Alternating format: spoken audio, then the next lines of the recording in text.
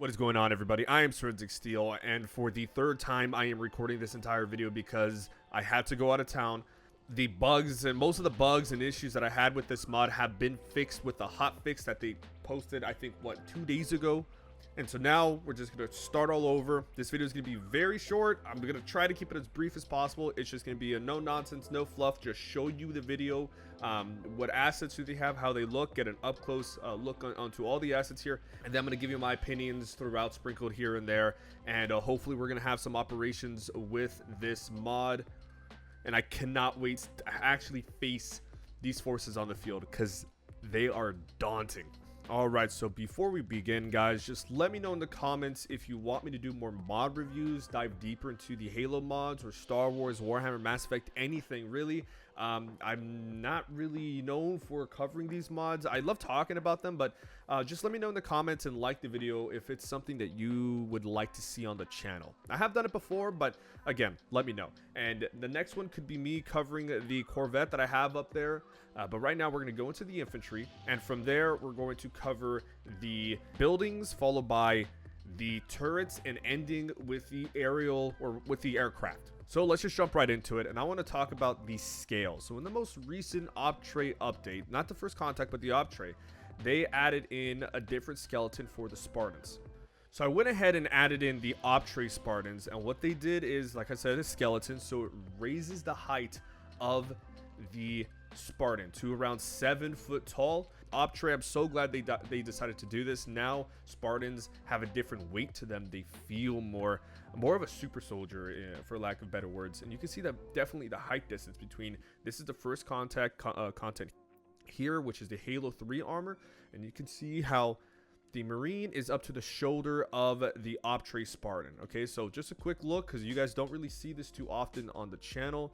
The Spartan 2 here and the Spartan 3, definitely liking the green, the grittiness to it, definitely worn and torn.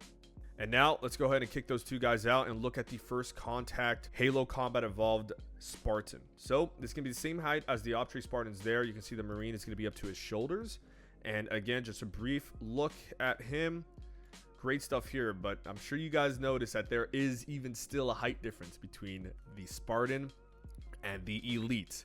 And so the Spartan, top of the head is probably up to the cheek or neck, back of the head of the Elite, but still the Elite is bigger and has just more of a mass on him. And that's something that's going to be extremely intimidating on the field, because we're not going to usually have this perspective of the Spartan. We are going to have the perspective of the puny weakling Marine compared to the Elite, and look at that height difference. It's basically up to his chest. All right, so I'm gonna go ahead and move this poor Marine, and we're gonna take his perspective. Okay, this is actually almost spot on, and I'll roll him back a little bit so we can get that space there. And if you take that perspective of the Marine, the perspective we're gonna often have, he is absolutely massive. Now imagine encountering about 7 more variants, each looking larger and larger in scale because of their armor. And this again is just so intimidating, and I cannot wait to face these incredible foes on the battle. So now we're going to be moving over to the major here, and I have them all based on rank, position, all that stuff. So the major is going to look the exact same as the minor. It's just different red. We've seen this before. You can see some. Again, I don't remember exactly what the original assets look like because we didn't use it that much. There was not a lot of things we could do with the first contact mod because it was only elites. Let me put this in a Star Wars perspective. Imagine just having operations in the Star Sim or Star Wars, and you're only fighting B1s. You're only fighting B1s. That's the only thing you can fight. B1s and CIS looking walls.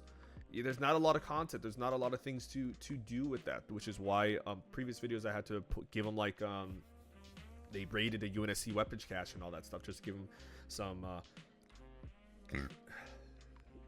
some diversity in engagements. But so looking at it again, it does look like they improved it. I don't remember there being a red mouth in there, eyes looking that good, the skin looking this good, but the armor and the way the textures and models all come together here is absolutely fantastic. Now we're gonna go over to the Ranger. As you can see here, he has the beam rifle. Again, it looks outstanding. I love the colors. I love the curves. I love the modeling. I love everything. It looks like Bungie themselves did this, and it's incredible. So again, looking at the purple armor, the armor with these first three are going to be exactly the same, but the color is obviously different. Now we're going into a lot of people's favorite, the Ultra.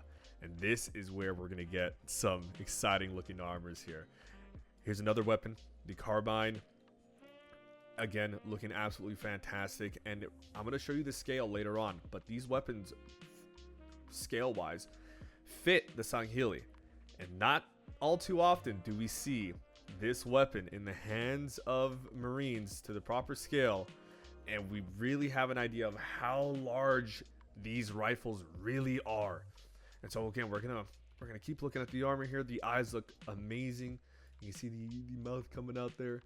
The helmet, exactly like in Reach. And let me just add, I am so glad they decided to go with the Reach art style here, because one, you have the most diversity there, of course, and two, it's going to be the best. It is the best. It's the best the elites have ever looked.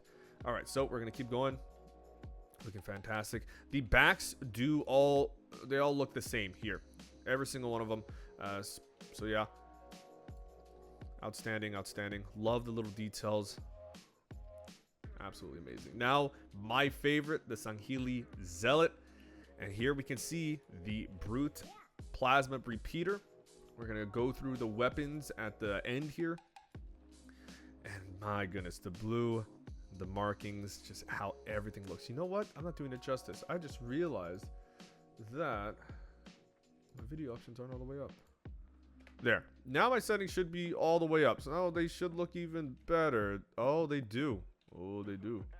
Well, now you see it. Let me go back over here. I just increased my settings here, and now you can see them even better. I don't know why I was at standard right now, but there you go. It looks even better. Wow, this is a whole nother elite. Okay, moving on. So, Zealot. Helmet looking fantastic. Again, it looks just like how it is in Halo Reach. I love the color design, the way they did everything. Just, again, outstanding. All right, and now we have the Honor Guard. Man, look at that face. That is mean looking face. Wow. Love the eyes here. They put so much detail, so much work in here. Hands, the way the brown reflects off the or goes with the armor.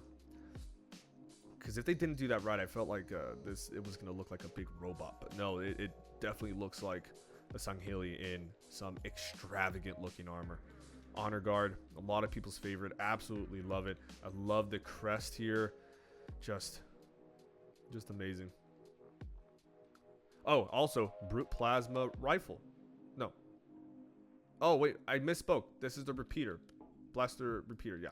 And we have the Brute Plasma Rifle there. And now we have the Field Marshal. The one thing you faced it once in Reach towards the very end of the campaign. I always tried to savor that battle as much as possible because I knew, like, this is the only time I can actually face a Field Marshal. It's really cool. Helmet looks amazing. Eyes outstanding. I love the red with the black and blue and the lighter blue as a little designs here. Again, the back is going to look exactly the same as the rest. They do have some additions to the armor here, but again, for the most part, it's going to be the same. It looks outstanding. And now, I gotta say, I did get tricked. Because when I was making this video, I was like, you know what? Let me get into deep lore stuff. I'm going to show my audience who Vespadi is. And so I looked up on the Halo Wikipedia and I type in the Vespadi thinking, okay, who's this guy? I haven't heard of him, but let's check this guy out. And I saw nothing. There is nothing. There is no Vespadi. But you know what there is? There's Vespade. And he was one of the developers of this mod here. And I actually thought this was a character in the lore of Halo, but no, I got completely bamboozled. But anyways, looking at the armor, obviously it's a mix of Honor Guard and the Ultra, and the possibility they need to play around more with these custom looking elites and try to make their own armor, because they can definitely do it. This looks so damn natural. Just an Honored Guard Ultra. And it's perfect. It has the same shoulders as the Sangheili Honor Guard, the same the samurai looking plate or panel armor here. It has a different crescent on his helmet that you don't see on any of the other elites. Yeah, you don't see that on any of the other elites. Great design here.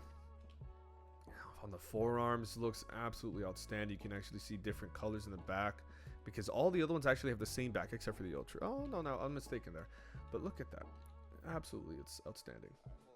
And like I said, guys, we will be trying out all of these weapons here at the end of the video, and I will put the timestamps in the description. So now we're going to go ahead and start moving on to the objects. All right, so again, it's not much right now, and keep in mind everything is a work in progress, but the amount of objects and compositions that the community has already made with these pieces alone is so creative, extremely creative. So we're going to go through all of them. We're going to start off with the wreck here. Obviously, it's just a spirit wreck. We're going to get to the spirit later, but just a spirit wreck. Great design. And I haven't seen the spirit explode yet, but I'm glad it actually has a destroyed variant to it. Okay, so now these two objects were the only objects in the mod, in the previous version of the mod. Obviously, they're still going to be in there. I don't know. Again, I don't remember if they improved this or not. I feel like it looks better than before, but it's a good barrier here. And we got the energy shield. I don't know if this works exactly like the squad shield, like the placeable object for the squad shield in the Star Wars mod.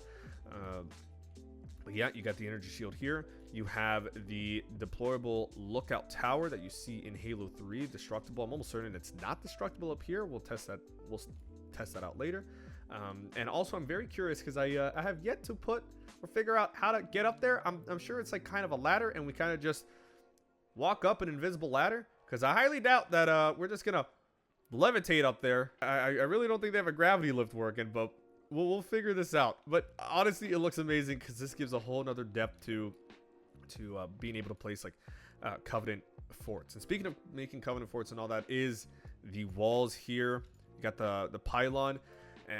Walls to a mission dev is a godsend. Assists so much in creating a unique environment. And my saying whenever I Zeus and making a mission file, especially with these overhaul mods, because you know I love these sci-fi overhaul mods, is my goal as a mission dev when I'm making a mission or when I'm Zeusing is to make people feel like they're playing a Halo game or a Star Wars game or a Warhammer game and not a mod. So stuff like this, little details that you can put into your mission files, you make your own bases and all that stuff, is so crucial for the immersion of the player base. And that's something you always want to go for while playing, and something you always want to experience while playing. And so we have another pylon here, or not another, but a pylon here. The things that have made, I keep saying again, but the things that people have made with these three objects alone is outstanding. And if I can find the pictures, I'll put them up on the screen so you guys can see some of the examples of what the community has already made. But we have a gorgeous looking pylon here. Get close to it, you can see all the details. Great stuff in the walls. Great stuff. Oh, there's a little scorch mark there too. All right, now moving on to the turrets. I put the elite here for perspective, where we're gonna get to the shade turret. So one of the reasons why I had to redo this video is because these guys didn't have the animation to. Yeah, he was just there. It looked like he was holding a rifle, the same position that this guy looks like now. He was just standing in there, but now they have the animation, and now I'm able to spawn it in Zeus, because that was one of the issues as well. Shade turret. The one that we saw in Halo 3, anti-infantry. It's going to shoot rapid fire. I don't know. I don't think it has an area of effect. I really hope it does, because I want these to be daunting, because I feel like in a lot of ways this is going to be a glass cannon, because look at this guy. He has no cover. He's exposing all his vitals and his head, and I feel like we're going to just dome the hell out of him. I really hope these guys pack a punch, and we'll right now when I'm talking about this, you'll be able to see the footage of me actually shooting and all that stuff. So yeah, it's going to be the same with all the rest. So right now you should be able to see this anti-infantry turret in action. So now moving on to the Shade anti-tank turret. This fires fuel rods. It's going to be pretty much the same thing, just in green. There's a few differences here and there with the design. Obviously the barrels are different. You have lights here, but this does shoot fuel rods, anti-tank. The only thing is, and we'll find out if I'm right or wrong with the footage that you're seeing now, but it does have the problem with Covenant weapons is that they don't have a lot of velocity. So far, no, the Shrike AA turret does have a lot of velocity with their rounds, but especially with fuel rod cannons, you have to get really close to it, or there has to be some type of tracking or something, because I don't see how the Covenant is going to be nearly as effective as the UNSC forces from medium to long ranges, but I can see them doing extreme amounts of damage in close range. I only have 10 rounds? What? How do I only have 10 rounds? Also, as you can see, there's a lighting issue here. This definitely wasn't an issue last time I placed this object down, but if you look down, it looks proper. But if you look up, it doesn't look that good. So definitely a lighting issue. So we'll do a little panning over here. Oh, I just noticed how good the bottom looks. It's great stuff. And I love the texture, like just the little indents here. It doesn't look like just a flat piece of plastic. It looks metal. It looks like it has depth to it, and they put so much work into this, and I seriously, you gotta appreciate that. And now we're going over to the Type 29B Draugr. This is a UAV turret. This is going to be firing, well, you'll see there. I can't really remember at the moment, but you'll see it right now. And I do remember, again, a gorgeous piece of, gorgeous model here. Colors and everything look fantastic.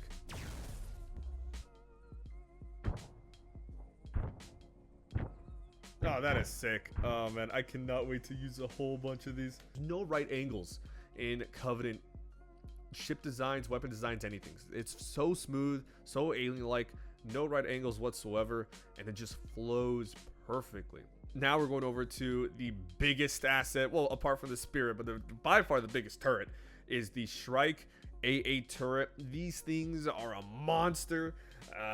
So much fun to shoot, and they do pack, they pack a punch, and they take a decent amount of beating. It has an extreme rate of fire, and I can just imagine placing 4 or 5 of these down on an airfield or at a position and creating just a complete red or a no-fly zone. And if anything does happen to go in there, can you imagine at night too, the way the color is just gonna look, oh, it's gonna be gorgeous.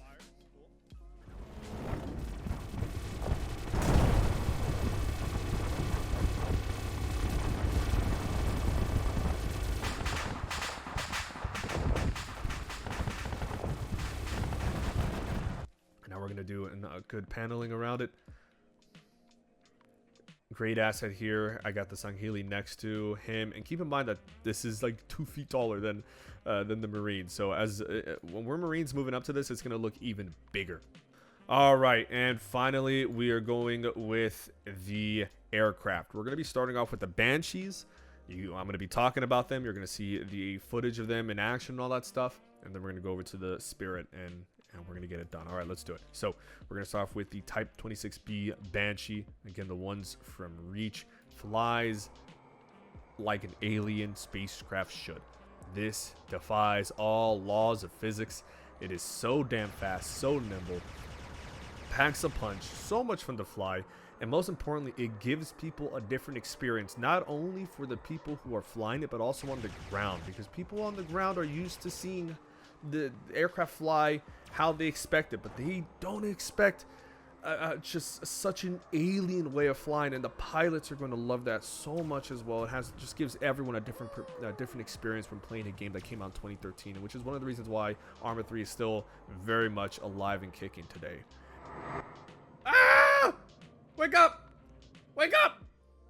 Now we're going to be moving over to the very much royal looking Type 26N Needler Banshee. This thing, as you can see, is basically the A-10 Warthog in the arsenal of the Covenant. Every round that it hits is like you just shot about one person, 20 people, just stuck one guy with the entire magazine of the Needler rifle, and he just blew up in an instant, turning to violet dust. That is exactly what happens every time the Needler Banshee fires. This thing is freaking chaos in a little package, and I love it. This is by far my favorite Banshee, probably one of my favorite assets in the whole mod. This thing is amazing, and I cannot wait to fly it and get shot at it. Just amazing.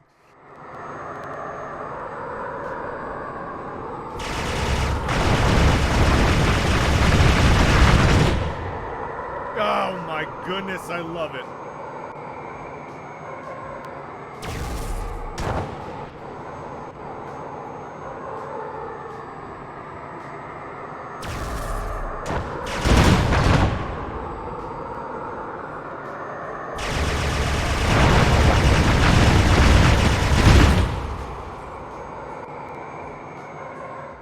Now we're going to be looking over to the Type 27 Space Banshee. I've never really gotten a close perspective of a close look at this asset here. I just remember shooting it a bunch in a saber in Halo Reach, which was an interesting mission. You can definitely tell the difference. I love how the wings move, well, back here, but also forward. The other ones don't have that. The extended plasma barrels, and it definitely looks like it's space worthy. More, I don't know why this looks more aerodynamic, even though it's space and you don't need any of that to my knowledge, but it looks fantastic. Can't wait to fire, or can't wait to play with this as well. And to my knowledge, I don't think it flies too differently, but yeah, we'll see. And now we're going to be moving over to the Type 25 Spirit class dropship. We're going to be going right in here. You got the pilot, you got the gunner. The gunner is down here. It's a slow rate of fire for the gun, just like how it was in the games. And let's just do a quick pan around it. Looks fantastic. I remember playing Reach for the first time and finally being able to see this Spirit in action again. I always love this. I was wondering where this went in Halo 2 and 3, and oh man, I was so happy to see it back in Halo Reach. And I put 2 squads of Zakili here. Each side, they can carry 16 total crew, or total passengers, my bad. And as you can see here, I just set a squad up. I got the major squad leading. You got the various amounts of Sangheili miners, and you have the marksman. This carries, like I said, 16. Carries 4 more than what the Pelican can drop into the field. And so the Cove, you know, they usually outnumber the UNSC, and yeah, I can't wait to see this in action. And I'm actually gonna figure this out. I'll probably add this in text if I remember somewhere on the screen, but I really hope there's a reinforcements module. Alright guys, so that's going to be the showcase of the mod so far. I know we could have dived a little bit deeper into some topics like weapon testing and how to get up that lift that I mentioned, but the video is going to be too long if I do that. Let me know in the comments if you do want me to dive deeper on this mod. There will be operations on this. We do have an elite operation planned in the very near future by one of the first MU members. If you want to join my unit, information to join is down in the description. It is an oasis, I promise you. Remember to like the video if you want me to do mod reviews. Again, diving deeper into Halo, Star Wars, Warhammer, Mass Effect, I guess, anything like that. Subscribe and hit the bell so you don't miss videos in the future. Comment down below what your thoughts are on the mod. What do you think about the assets, the art style, the textures, models, everything like that. I just want to shout out the very much hardworking OPTRE devs, First Contact devs, anyone that has to do with the mods in the OPTRE community. You guys are doing a fantastic job. I greatly appreciate it. And anyways, that's going to be it. Thank you so much for watching. I'll see you all next time, and goodbye.